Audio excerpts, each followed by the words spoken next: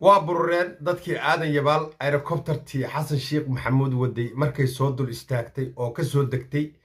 dad calamadii soomaaliya wata dad qawaarij dhowr iyo 10 sano iska haysatay dad maaragtay weligood aan madaxweyne u imaan oo saaka uu ku soo duldegay aad iyo aaday u farxay wariyaa barnaamijkan sheer garee wariyaa barnaamijkan waa farxad khudbadii xasan sheekh degmada aadan yabaalna aad iyo aad ayay u mahadsan yihiin soo dhaweyntii diiraneed ee la soo dhaweeyay aad iyo aad ayaan ugu faraxsanahay ugana mahad celinaynaa aniga iyo wafdigaygaba walaalahayo waa runtiinu inta aad sheegteen dhibaatada ah laakiin dalka Soomaaliya oo dhamay ka jirtaa intaas waxaad u malaysaa inaad u hadasheen Soomaaliya inaad u hadasheen aad u malaysaa maanta yani inta aad tilmaanteen gudoomiye degmada maxaas waa jooga maanta maxaas tagana dhibaatada jirtaa intaanay ka ahayd maalintii aan meelo kale oo deegaankan ka tirsan iyo tuulooyin waaweyn aan tagana baahida jirta intaanay ahayd biyo la'aan caafimaad la'aan waxbarasho la'aan maxaan ku iraahdaa wada la'aanta hadda laga hadlayo oo baabuurtii ama iyo baabuur kale ma imaan karo ilaa rover la leeyahay yani duruufahaasi dalkoo dhan maanta marka reer aadan yabaal mashaakilada aad sheegteen oo dhan waxa waaye Soomaaliya u hadashay waxa Soomaaliya ka jira waa xooliyoon ku tiirsanayna waa sida uu u sheegay muxuu dhakhtarkeena veterinariga ahay waa sidaas wixii abaar iyo muxuu ahay ka soo haray inay cudur haddana ay u sii xalay waa aniga idin sheegay xasan sheekh maxamuud inuu maanta aadan yabaal ka degayo saakana waa kii ku soo dheelmaday oo diyaaradiisii aerokobtarta ahaa iyo wafdigii la socday caalamiga ahaa xildhibaanadii tirada badnaa kala soo degay aadan yabaal qodbadiisa ayaad wax walba ka fahanteen baahiyaha aadan yabaal sheegatay iyo wax walbana uu ka soo hadlo ku laaban maayo halkeed ka helaysaa madaxweyne furuntii laga xoreeyay qawaariijta kaaga soo dega hawiyow halkeed ka helaysiin ii sheega meeshaad ka helaysiin halkeed ka helaysiin madaxweyne nin macawis leeyahay oo weligiis askari arag oo qabaa'ila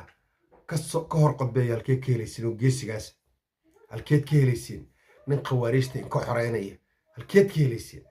mase in iska kiin haystaa rabtiin hawiyow maanta ila garrama garbaan idiin soo dhiganayaa maxaa dhabarka uga qaranaysiin xasan sheekh oo idin xoreynaya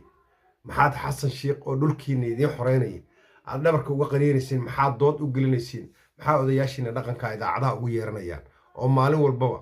hadal dood dhalinaya ay u soo dhaxdhigayaan bulshada hawiye maxaa codada loo kala gelinayaa dadka hawiye halkee shidaalka lagaaga shuba halkee waxa yarkaa oo aad ku shaqaynayso kaa go'i doona dadkaagana kugula kala dhiman doonaan aad ka soo qaadatay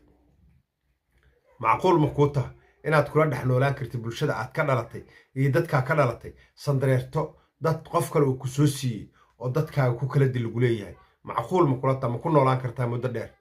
bulshadaada magac ma uga dhex yeelan kartaa waxaa intaada soo qaadin ayaa laga fekeraa mustaqbalka meesha aad ku dambaynaysiiyo meesha u socoto ma ka fekerta inaad dadkaa ka dhalatay dhowr iyo 10 sano la gumaysanayay muqdisho ay u soo wada carareen lagu dal abuuray qawaariijtan rag adiga kugu faca oo Soomaali kale kula sheeganaya ay ku dal abuureen ma ku fekerta in ilaaha dhaqaalaha uu dhimanayay Soomaaliya ma ku fekerta rag inay ilaahooda dhaqaalahooda kugu ilaalsanayaan qawaariijna kugu dul sameeyeen ma ka fekerta waxa kugu dul socda inay siyaasad dhaqaale u badan tahay oo qawaariij lagu dul sameeyay ma ku fekerta kiishka burka oo xamar laga soo gado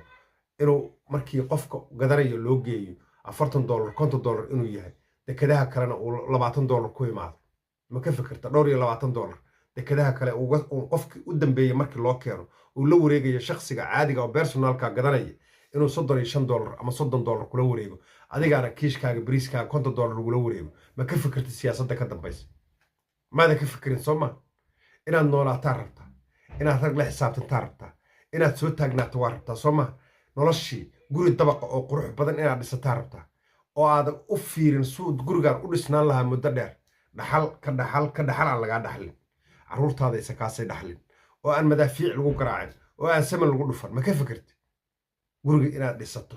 oo guriga aad ku faanto hoteelada shaha uga cabto keliyaad ka fekerta Soomaa laakiin kamaada fekerin gurigan inuu dhaxal kaa haraya noqdo oo ka abkaaba lagaa dhaxla maada ka fekerin aragti dheer iyo maskax midaysan adduunku meel ku gaaraa rag saasa ayaa wax kala dhaxeeyana Soomaaliya ku fekeraya dabaqaaga saban inuu ku dhaco kiisana ka abkaab la kala dhaxlo ku fekeraya dekadiisa ka ab inay shaqayso taaduna ay xayirnaato qawaariij kiishkaaga burkaa ay dhex u fariisato markii aad adigu ku soo bixisa $20 ayakuna $15 ay ka qaataan ninkii suuqleydaana uu $50 siisto suuqaaga ganacsigana halkaas uu ku baaba'o meesha ninka kale oo dekada kale leh oo suuqiisa ganacsiga inta uu ka soo siisto shakhsiga intii la dul saartay kaliya loogala dul wareegayo $20 markuu ka soo siisto dekadaas tusaale ahaan dekadahaas kale oo asagana $30 ama $40 qof ku siisanayo $30 weliba sharuud lagula soo galay $30 ka badan ma gedi kartid si kastamka naga aysan u niyad jaban intaas kamaada fikrin soo maahan inaad noolaatana waa rabtaa cadowgii lagaa dulqaadayana waa diidantaha xasan sheekh dhabarkaad ka qaniinaysaa qayladaada baxaya iyo orkaaga baxaya maalin kasta waa waray ku haysaa dhul baad ka fakaraysaa goof baad ka fakaraysaa meel yar oo degto guri ka dhisataa ka fakaraysaa noloshii ka weynad iyo aasaasigii iyo dadku waxay ku noolaanaan weli kamaada fakerin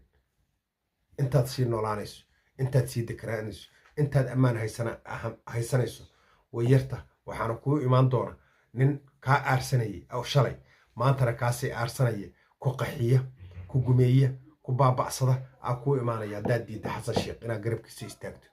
waana ballan inuu kuu imaado waana soo dhisaynaa annakaa soo dhisayna weliba inaad wax ku baratid cashirra ku baratid cabaadid oydid waa waray aad tiraahd aan u soo dhisaynaa shalay maahana daraaday ahayd wixii aad ka qayliyeysiin maxaa cabdulaahi farmaajo waa waray aa lahaydeen waana gumeeyey waana qabsada oo aa qoryaha iyo qabiilada usoo kacsanayseen shalay markaa iska dulqaadeen maxaa cabdulaahi farmaajo in ka tegey xasan sheekhaa weli sidii ugu dhegantihiin maxay taha ujeedku muxuu yahay mana fahansiin kartaa aad baan uga xuma